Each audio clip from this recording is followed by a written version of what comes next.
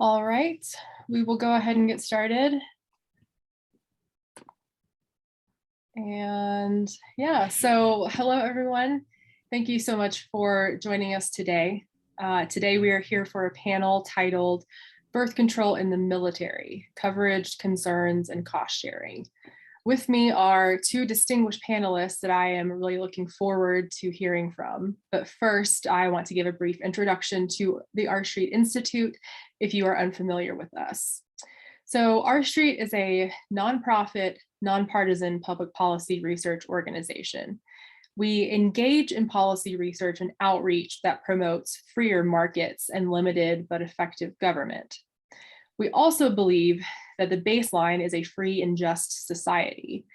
And with that comes ensuring that policies and regulations are equitable and transparent, which brings me to our research on contraceptive policies. Since 2018, we have examined the ways in which access to contraception can be improved through innovative channels. For example, while hormonal birth control is required by federal law to be obtained through a prescription, the medical community at large agrees that this barrier is overly restrictive. And while there are efforts being made at the federal level to approve an over-the-counter method of regular hormonal birth control, this process is onerous and lengthy. So, for example, to improve access via regulatory reform, state legislatures and/or state regulatory bodies can enact policies that allow pharmacists to prescribe or furnish birth control directly to patients.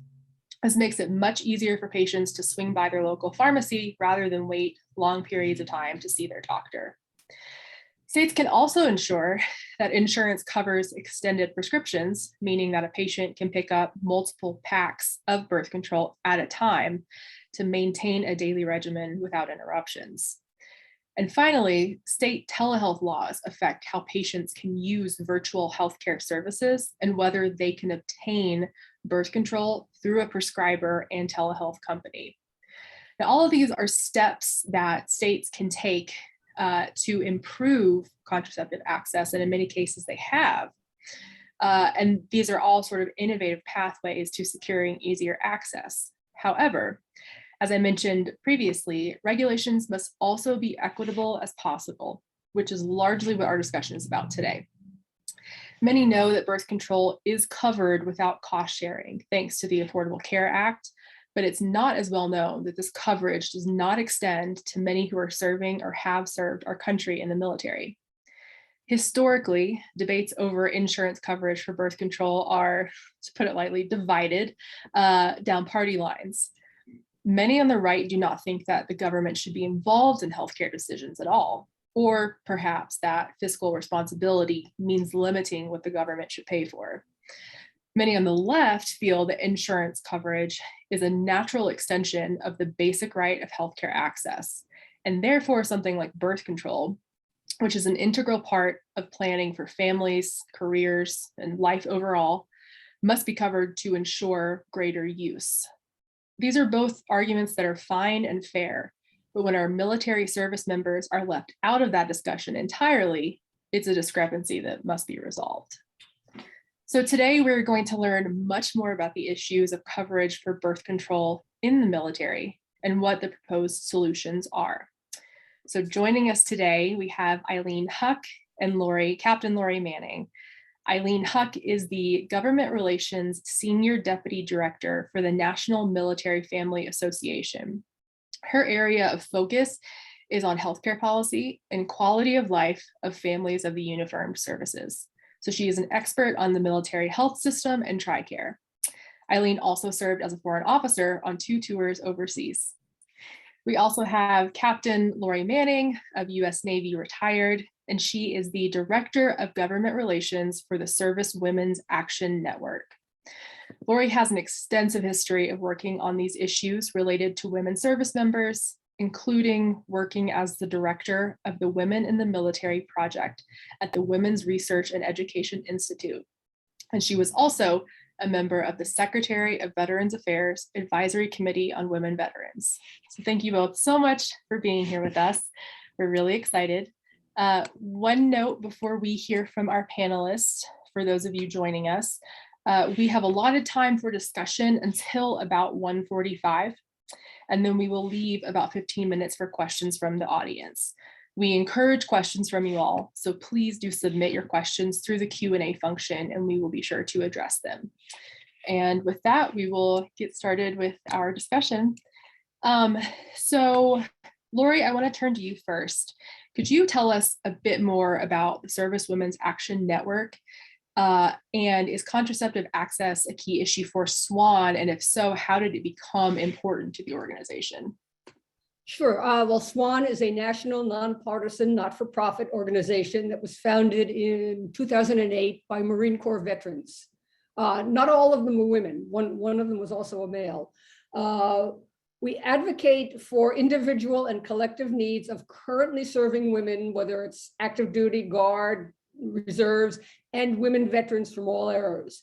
And among the important issues we engage with are full integration of military women into all military occupations and units for which they meet the qualification standards, military sexual trauma caused by either sexual assault or sexual harassment, and both the prevention of those and the dealing with the aftermath of those, both judicially and for the individual survivor. On the veteran side, we're very engaged with women veterans healthcare, making sure they feel safe, that it meets the needs of women veterans in the same way that it meets male veterans.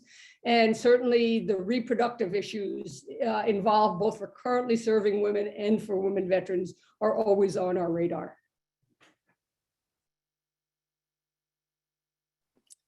Yeah, thank you, Lori. And Eileen, a very similar question to you.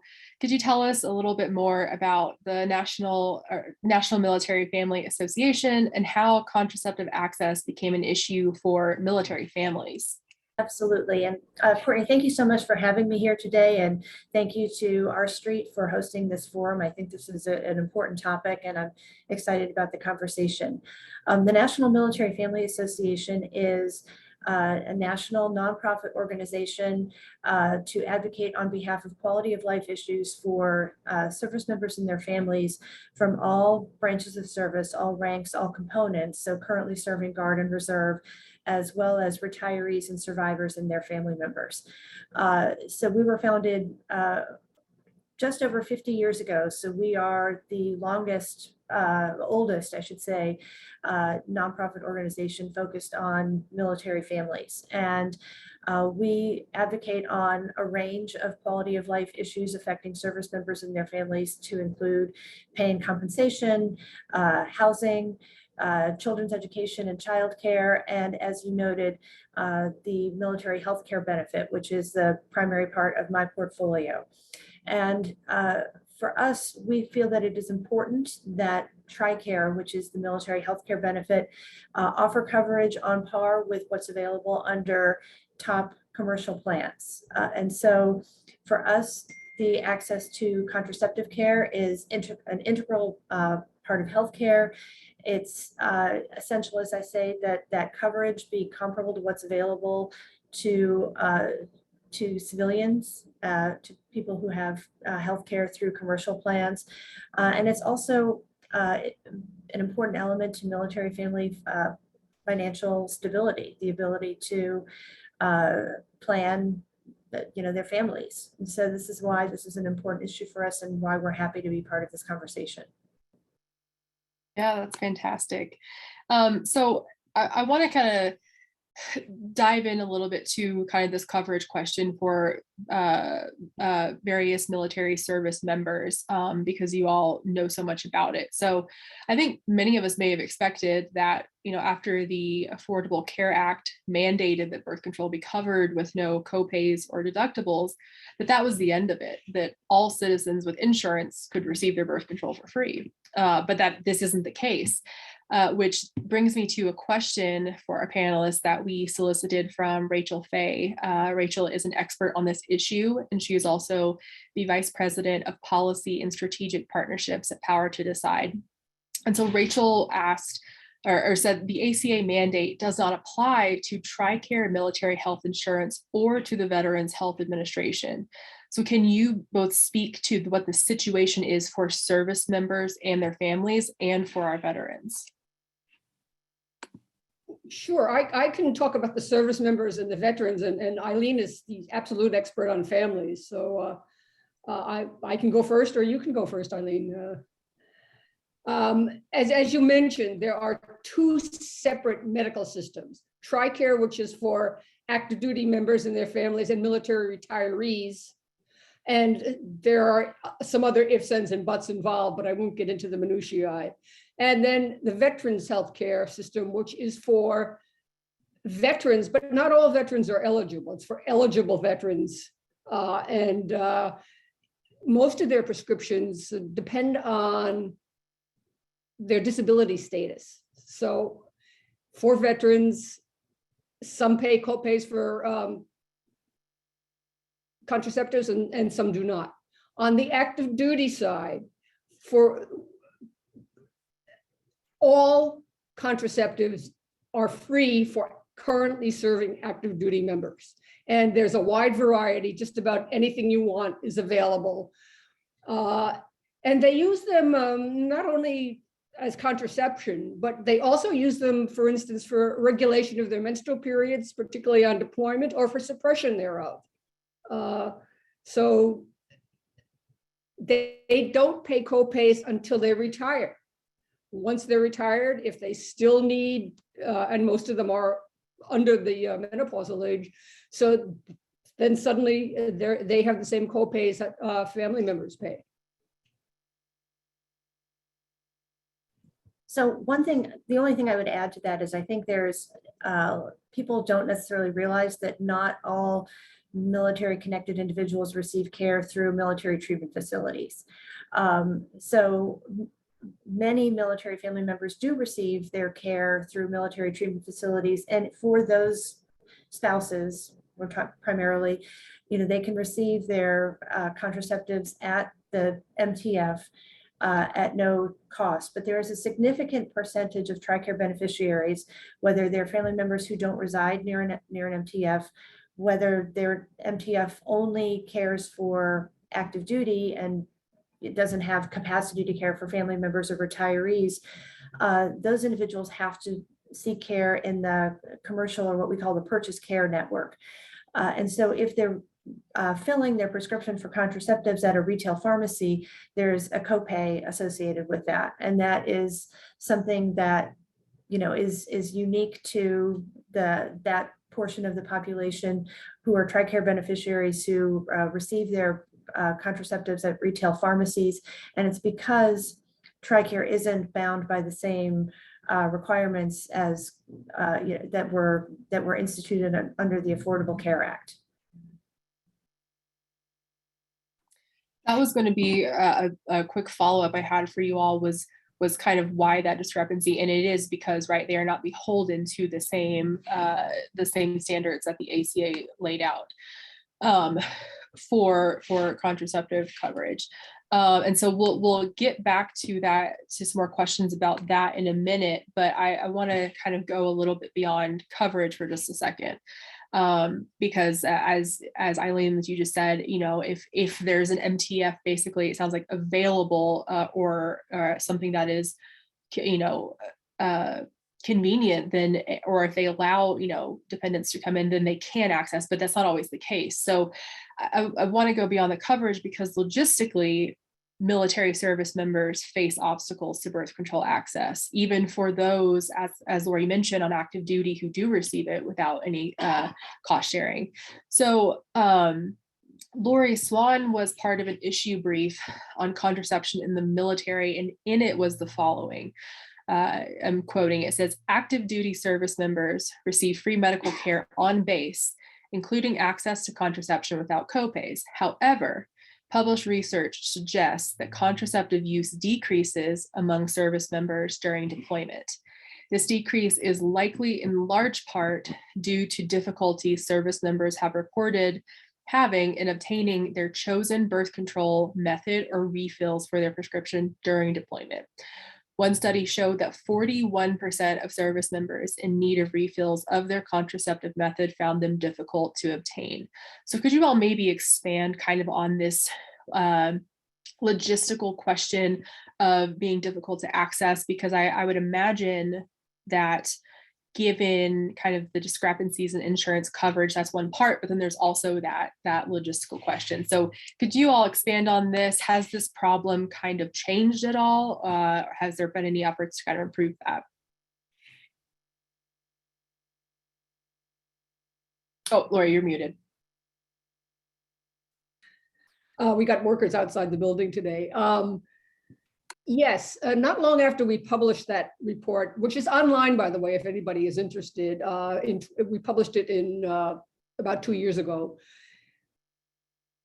And I don't remember whether it was a policy change or a legal change, but they changed the rules for women deploying, and that might be deploying on a submarine or a Navy ship. It could mean back in those days, we took deploying to Afghanistan or Iraq or any other place overseas that's kind of remote, or even within the US kind of remote. And now women deploying are allowed to take enough pills to cover the expected deployment, which can be up to a year, but typically on a Navy ship, it's 6 or 7 months. Typically, they get a 3-month supply of pills. And I'm talking pills here mostly, because if you've got a contraceptive device, you usually got it. And the main obstacles have been, there is a mail order pharmacy, they have the prescriptions, and they are supposed to regularly send the refills. But ships move around, and it takes a long time sometimes for the ship to mail to arrive. Units in a place like Iraq or Afghanistan or other places maneuver, and the mail delivery is sparse sometimes. Also, there are certain kinds of contraceptives that require refrigeration, and though that isn't always available. And lastly, even the smallest Navy ships do have usually not a doctor, but it's somebody who's qualified to dispense most medications, and they have a formulary which includes a lot of birth control, but sometimes they run out. They haven't been restocked of something that's popular, or that's hard to get, or that sort of thing. So those are some of the barriers. Things are better now than they were before, since that change on extending the prescription for the deployment. But once in a while, also, one of them will run into a provider who just doesn't think they ought to be taking using birth control devices. We try to root those people out as we find them, but once in a while, somebody runs into a specific individual who just won't give them the prescription they're asking for. That reminds me of some of the state policies, the reforms on insurance coverage for that extended supply, so that, like I said, it doesn't interrupt the daily regimen by having to, oops, I forgot to go get my prescription at the pharmacy. Oh, they're closed now, I have to go, or I'm going out of town. I can't imagine a more critical situation than being on a ship where you don't really have the option of going to another pharmacy down the street.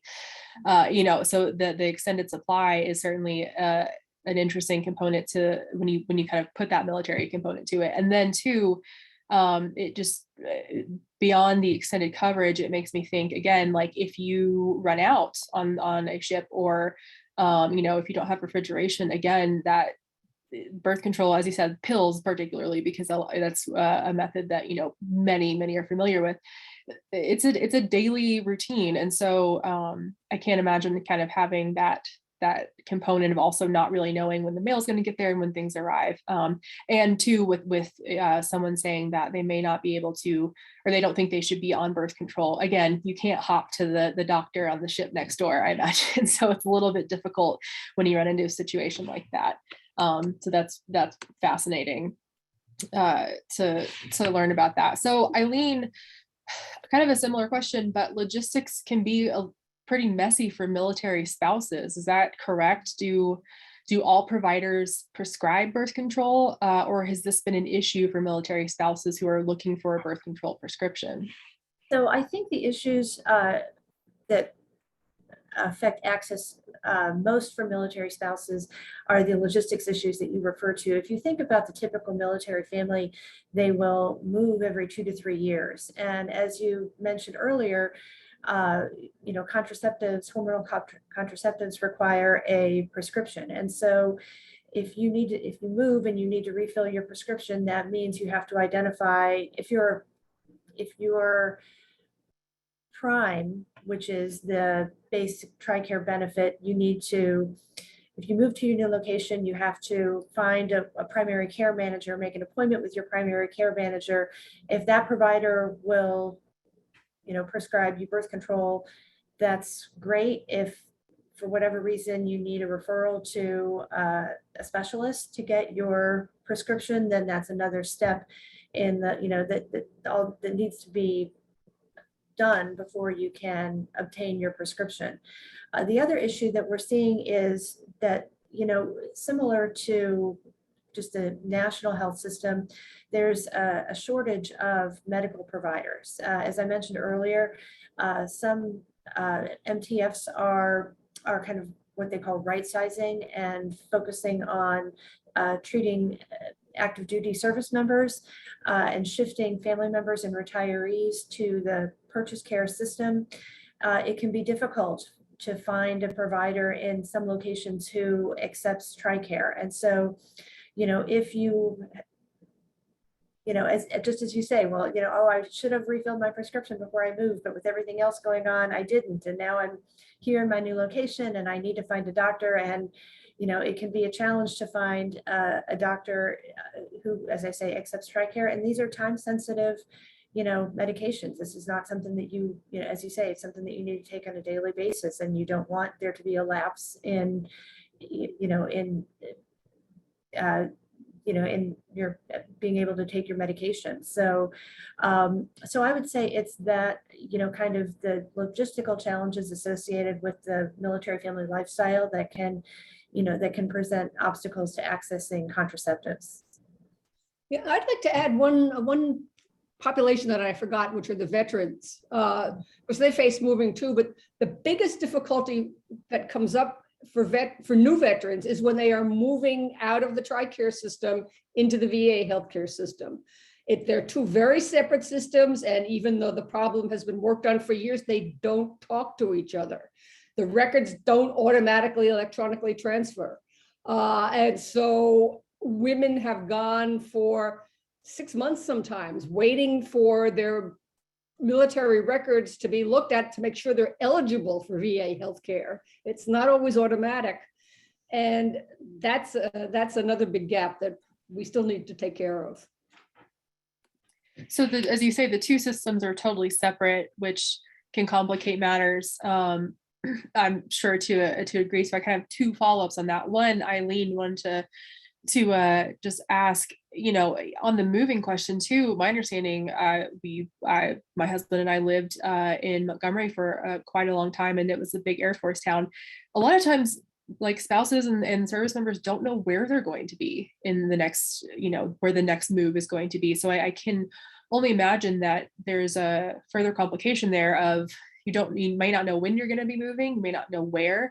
And so obviously with the healthcare professional shortage as well, depending on where you're going to end up, may also complicate issues, right? If there's an MTF in the place you're moving or not, or if you're having to go into that sort of private system, that seems to be, and again, just another complication to the whole formula. I think that's a great point, because you don't always know where you're moving, or orders will change at short notice, and you don't always know what the situation will be in terms of the availability of healthcare in the new location. You might have been, if you're coming from the national capital area and you were at Fort Belvoir and that was fully able to meet your needs, you might expect that would be the same in your new location, but that's not necessarily the case, just depending on whether you're going to a remote location or someplace with a smaller, military footprint. So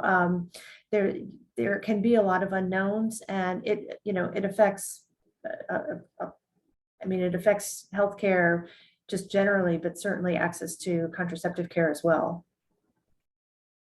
And so, Lori, a quick follow-up too on the fact that these are two separate systems. I mean, does that leave?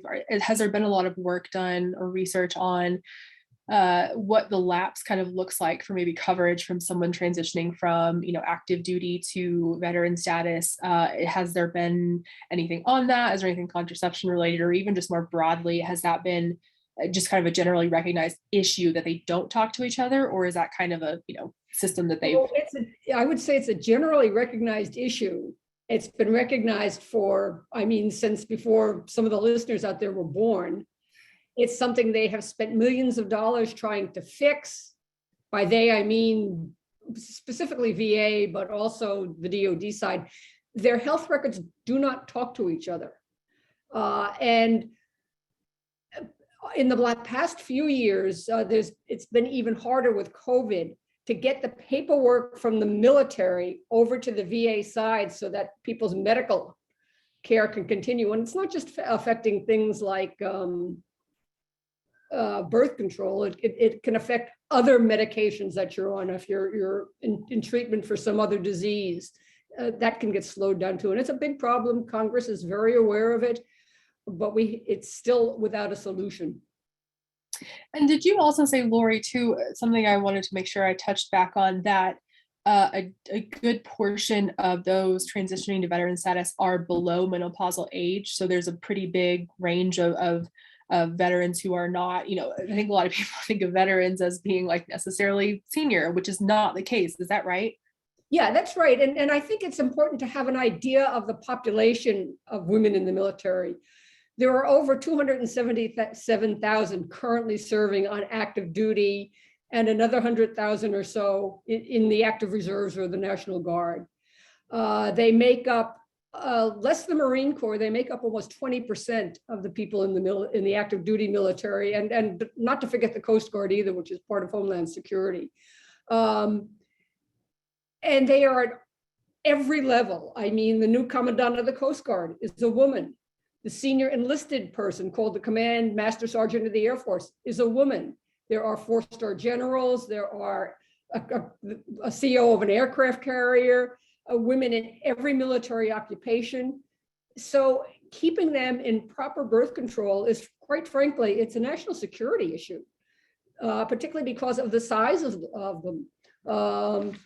We don't need the CEO of the USS Abraham Lincoln getting pregnant when she's deployed, when she's back in shore. But and 95% of these women are between the ages of 18 and 45.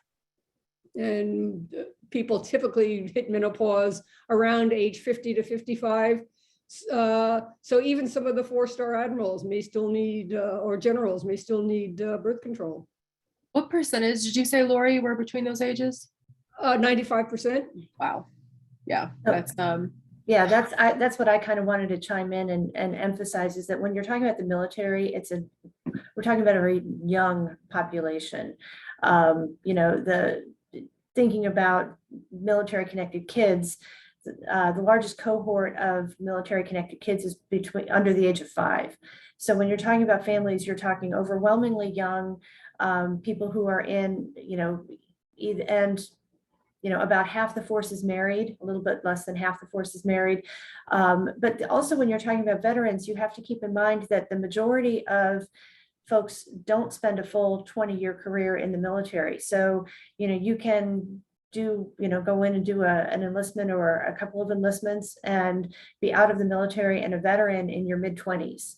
And depending on, the circumstances of of what your disability rating, you may be eligible to receive care through the VA. So, and the final thing I'll say is that even when you're talking about military retirees, that can be somebody who, separates from the military after a full 20-year military career.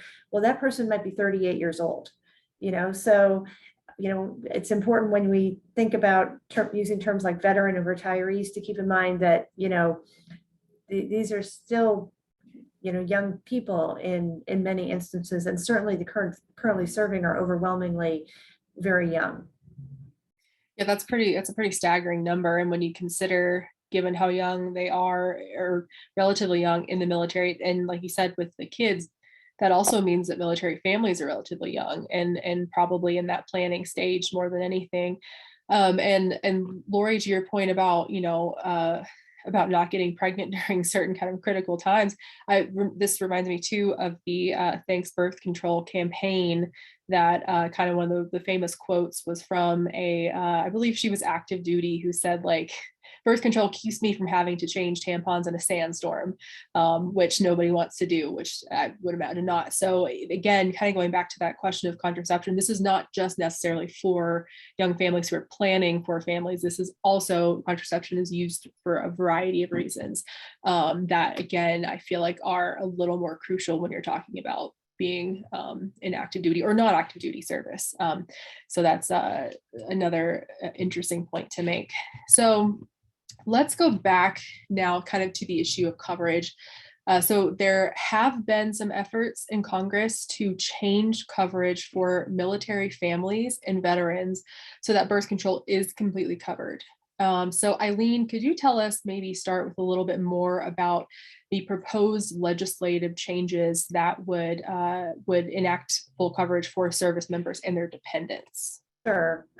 So as I mentioned earlier, unlike commercial plans, there's a copay when a dependent, a TRICARE beneficiary, fills a prescription for contraceptives at a retail pharmacy.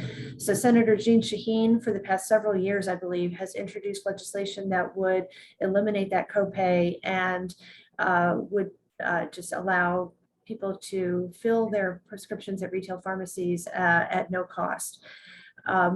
We've been encouraged that the bill has received bilateral support, but unfortunately it has not advanced despite that. And that's, I'm not quite sure, honestly, what the holdup is. I could speculate, but we are encouraged and grateful that this, it's been introduced again in this Congress, and it's something that we're hopeful that we'll see included in this year's NDAA. Or Defense Authorization Act. Yeah, so, and Lori, there's also been some traction with changing the coverage status for veterans. So could you tell us about those efforts in Congress? Sure, and a lot of us are working them in parallel. There is bills that are, the House passed a bill last July that would eliminate the copay for veterans.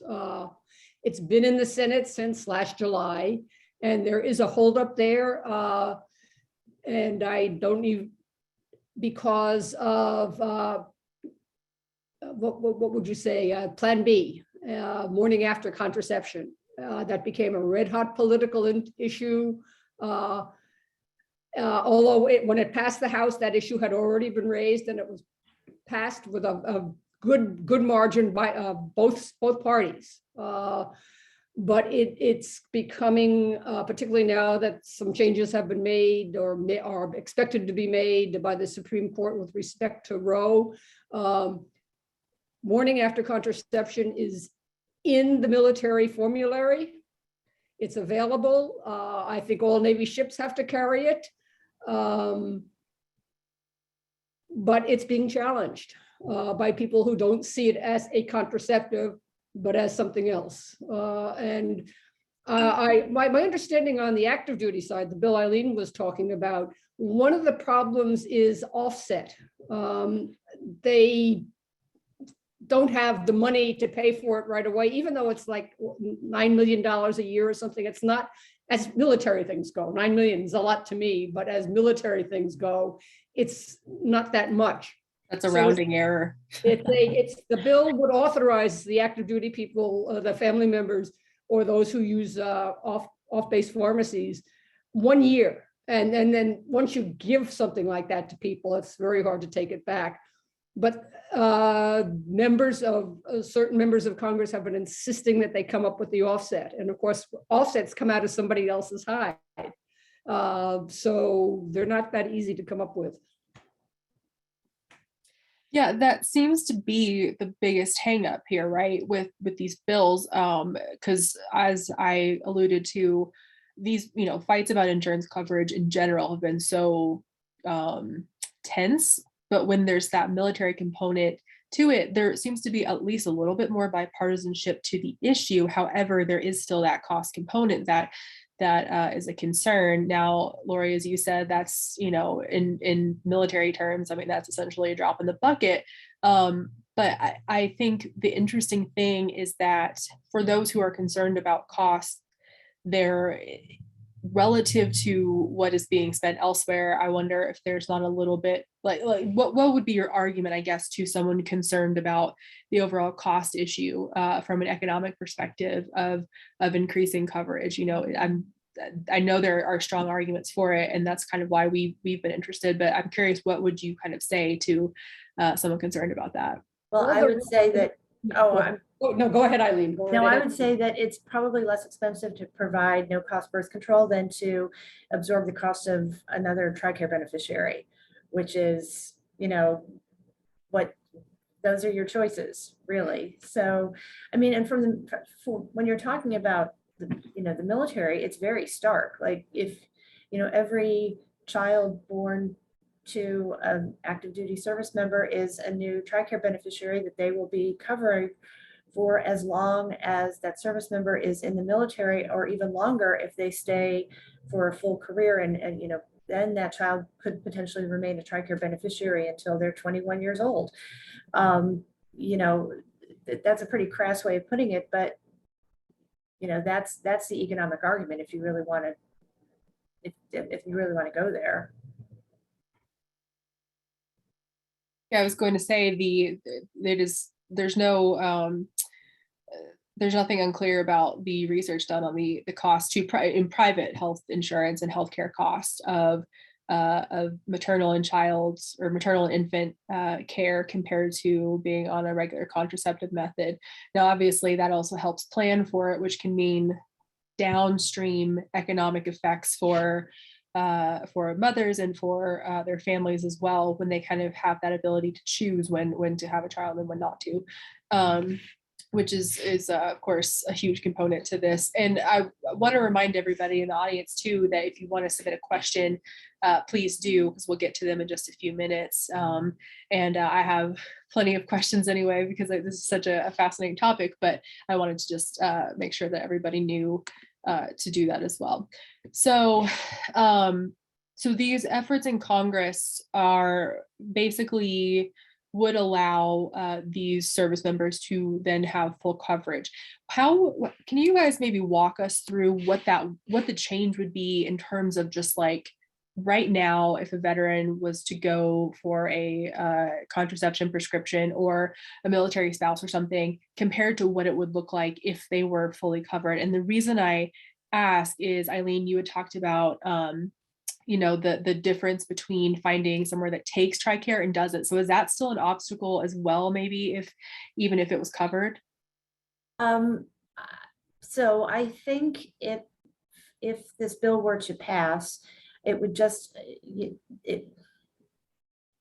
for those spouses who are or TRICARE beneficiaries who are seeing doctors, out in the private sector, they could just take that prescription to a retail pharmacy and get it filled and not have any cost associated with that. But it would be a great expansion of the TRICARE benefit if that were to pass. But I think it would, I don't think there would be any negative downstream effects. I think, we would still see, in some locations, issues with folks finding providers. But I think once they had that provider, that process of filling the prescription would be pretty straightforward.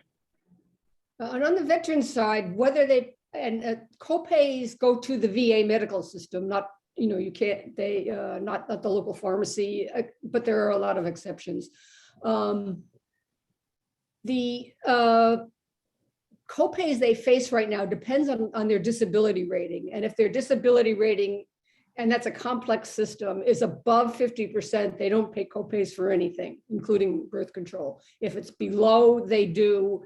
And on something like birth control, it ranges from about $5 to $11 per refill, depending on whether it's a generic or a brand name or the type. So there are a lot of things, but there are there are over 2 million women veterans in the country right now. So it's not cheap. And a lot of them, particularly for the ones that are still using birth control, but it ought to be there if the non-population veterans population doesn't have to pay copays. It seems odd that the veterans population does. I'm glad you said that, Lori, because I was going to ask you kind of how that rating system, like what the thresholds were for coverage, but that explains it really well, which is interesting. And well, I want to talk a little bit more maybe kind of about these congressional efforts and sort of where they are. So have you all experienced, since these bills have kind of been in play, more bipartisanship over time, less? Has there been kind of an ebb and flow of that? What have you guys basically been seeing in Congress in terms of attitudes toward this? Well, I used to see pretty much bipartisanship on both the active duty side, the HASC versus the HVAC SVAC side, on all kinds of things. There were a couple of things, matters swirling around the women's integration and that sort of stuff that had a little less. But for the most part, particularly both male and female veterans in Congress have been very supportive of all these things. And it's a lot of the opposition, when you see it, isn't Republican, Democrat, it's older, younger, it's generational. But I have noticed in the past, well, really since COVID, a little loosening of that. And some of it is tied to the question of why should we have to pay for their birth control, meaning anybody's birth control. And some of it is tied to the question of morning after, and some of it is fiscal, as we've already talked about. But there is plenty of support, I would say, still on both sides of the House. I mean, both sides of Congress, the blue and the red, so to speak. It's not bipartisan. Which we can't always say for some of the contraceptive coverage bills, which is why these are so interesting. Eileen, I didn't know if you wanted to add anything to that, though. No, the only thing I would add is that I think that you kind of nailed it on the head earlier when you talked about the barrier being cost. Because the preponderance of our families are young, it isn't an insignificant cost to expand this benefit, and and that means that cost needs to be found elsewhere in the system. So I would say that within Congress, there's I think a generally positive or view toward the policy, but there can the obstacle in many cases is the cost. And I will say, of course, there are other people who are just maybe opposed to providing contraceptives just in general, but I would say that is not the majority of folks that I've talked to on this topic. Yeah, the bipartisanship of an issue like this is so interesting because generally, when it comes to military affairs, you do have a little bit more support, but given that this is sort of a unique intersection of issues, I think that's created a pretty interesting debate on it. So I want to go back for just a few minutes to kind of help our audience and me and anyone who watches this understand a little bit more about maybe the sort of day-to-day realities of military families and veterans on issues on contraceptive issues and sort of what they face. So I want to go back kind of to the some of the logistical questions. Lori, do you know maybe roughly what the breakdown is. So what I'm going to ask basically is, you mentioned that, we talk about pills kind of as being the primary form, because most people are familiar with that. But then there are also long-acting reversible contraceptives like IUDs, that I'm sure is something that's very much more convenient for someone in the military to have, given that it is not a daily pill that you have to take. Do you know roughly maybe what the breakdown of, what service members use, or even what is the availability? Because it sounded like there's a difference in availability depending on the method, like you said, even with refrigerated methods. Have there been issues with availability for particular methods? Not for methods so much. IUD, patch, most of those are available, particularly at the big MTFs. But at locations, they could just be out. It'll get restocked. And also women, as they go through different stages of their life, sometimes switch methods also. You say an IUD is much more convenient if you're on a submarine. Suppressing your period altogether with a patch is very helpful if you're deployed to someplace where the only way to get rid of the trash is a burn pit. So it varies, but I don't have exact numbers, but I think they're all used, and it's the woman's choice.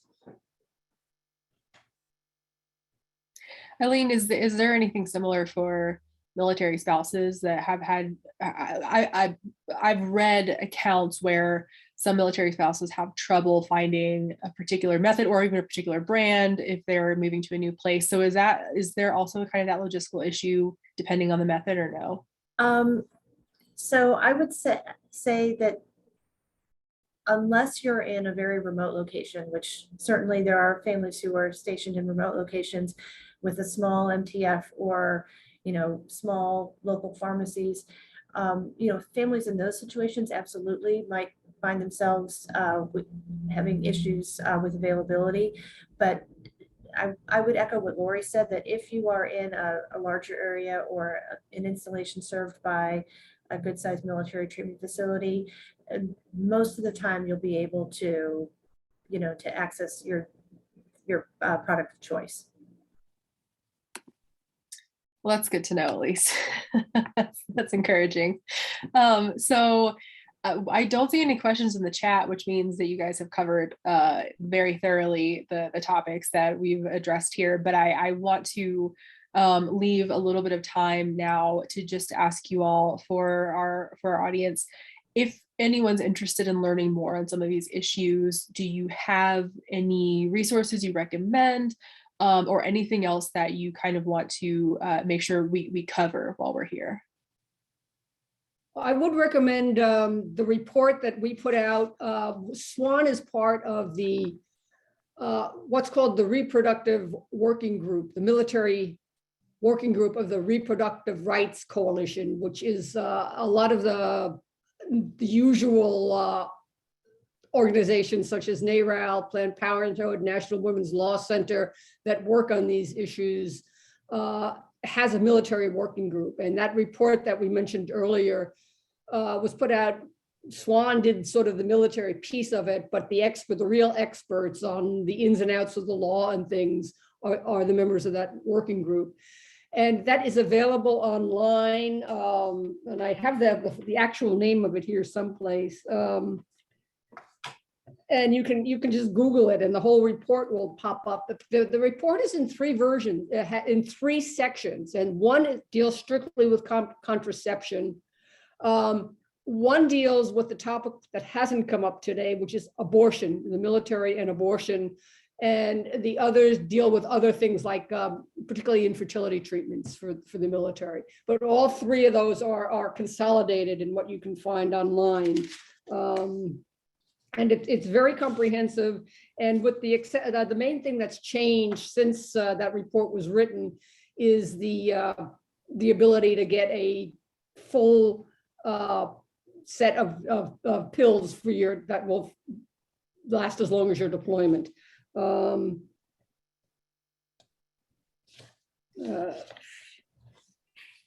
I don't have the the name of it right in front of me, but if you Google something like Swan and military contraception, that report should pop up. And it's downloadable, it's free. We'd like you to read it. I have read it and it's fascinating. In fact, that's where I pulled that quote from. So I do encourage people to read that because there's a lot of good information about some of these policies affecting populations that we don't always think of when we're talking about this. But Eileen, I'll turn to you just to ask kind of the same question. So, certainly on the topic of contraception in the military, that resource from SWAN is the go-to. I would say if our audience is interested in learning about different issues that are affecting military families, or just, kind of the, what it's like to be part of a military family, our website, militaryfamily.org, has a breakdown of lots of different issues, everything from pay and benefits to housing, to children's education, to healthcare. And that's a great resource to kind of start learning a little bit more about the experiences of military families. Yeah, that's fantastic. I was actually just going to SWAN, or to the SWAN report. I will link it here for folks. And yeah, okay, here we go. And it is 3 separate components. And I will include it down here for anyone who is interested, because again, that is a very, very thorough report on this issue. So that is a fantastic read. So one last time, I'll Lori or Eileen, anything else that you want folks to come away knowing or to maybe consider on this issue that they may not think about? We have covered quite a bit of it. So I would reiterate again, it's not just a medical issue. It really is a national security issue. These women have to be able to do their job when their job requires doing. Yeah, and similarly from a family standpoint, it's a, military family financial readiness issue that there are lots, which I did not really get into, but there are lots of obstacles to military spouses, who want it, who, as they pursue careers and seek employment. Childcare is a huge financial burden for families. And so being able to plan their families and space their children is, very important for military family financial stability, as it is for all families. Yeah, our street has in the past done work on occupational licensing for military spouses, given how often they move and that they are often in licensed occupations. And so generally there is, even if they're not deployed, they are essentially being, told where to go and what to do. So there are a lot of those convenience factors that I think people may not be as familiar with. So that's something to keep in mind for those military spouses that have their own job basically by being a military spouse. So thank you both so much. This was very informative for us. As I mentioned, I know our street was very excited about this event because this is a fascinating issue. And we are very fortunate to have 2 experts on this issue join us and tell us a lot more about the issues that some service members face with birth control. So thank you all again very much. If anyone has any follow-up questions for this event, feel free to email me. I am at cmjoslin@ourstreet.org. And you can also find us on ourstreet.org. And if you have any follow-up questions for Lori or Eileen, feel free to send those to me and I will get them out, unless you 2 want to provide contact information. But we will be happy to pass those on. And for anyone watching, we will also be posting this event to our YouTube page once it is kind of edited and cut, and then we will get it up and share it with all of you, so that if you want to share it with anyone, you can. All right. Well, thank you all so much. Thank you for joining us today. And we will hopefully hear from you guys soon. Thank you so much. Thank you so much. Thanks. Thank you all. Bye-bye. Bye.